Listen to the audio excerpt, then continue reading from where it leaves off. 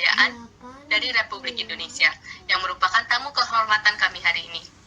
Saya juga ingin berterima kasih kepada sponsor platinum kami, Amazon Web Services dan Google. Associate sponsor kami, Nelnet International, semua peserta pameran virtual, dan semua supporting partners kami. Selain itu, terima kasih secara khusus kepada Pusat Pendidikan Nasional DKI Jakarta, BPSDM Provinsi DKI Jakarta, Persatuan Sekolah SPK Indonesia, Association of National and Private School, Revo Indonesia, Ikatan Guru Indonesia, dan partner kami lainnya yang telah mendukung acara ini. Dan terakhir, kepada semua narasumber yang telah meluangkan waktu untuk berbagi wawasan mereka hari ini.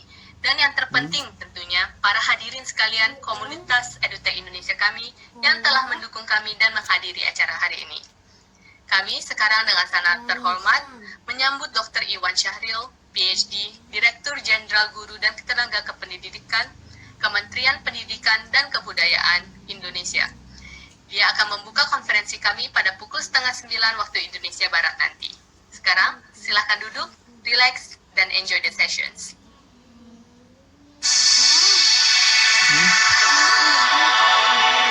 Belajarnya, ya berarti kita harus memberikan sebuah pertanyaan atau tugas yang kompleks gitu. Jadi sehingga kemudian ya nggak bisa, bukan masalah di copy paste nyonteknya, tapi itu merupakan sebuah hal yang sintesis ya. Sintesis itu sangat personal sifatnya, yang mungkin akan berbeda-beda dari satu anak ke anak lain. Jadi bagi saya poinnya adalah cara kita melakukan assessment. Kalau kita melakukan assessment masih berbasis konten, menurut saya ya udah, ya memang jawabannya ya bisa di Google aja gitu. Itu sangat ini sekali. Tapi kalau kita membuat sebuah assessment yang perlu higher order thinking, yang perlu lebih kompleks, itu saya yakin mau konten apapun ini kan, tapi ya nggak bisa ditipu-tipu gitu.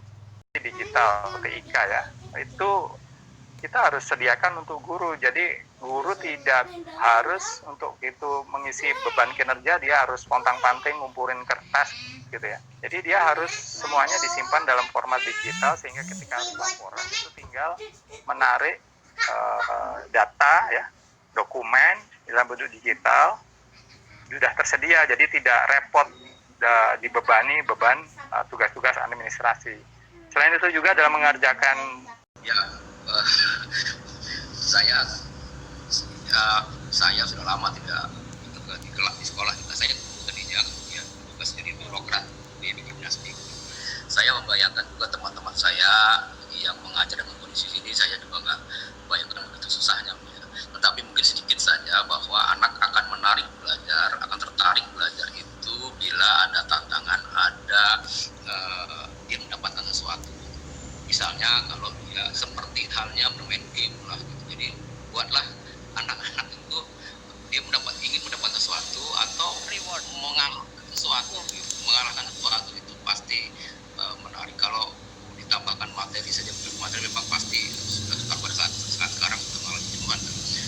Itu mungkin ya yang saya pikir secara teori mungkin bisa disampaikan, tapi bagaimana mengaplikasikannya di sekolah, teman-teman guru pasti punya cara, saya yakin itu berbeda.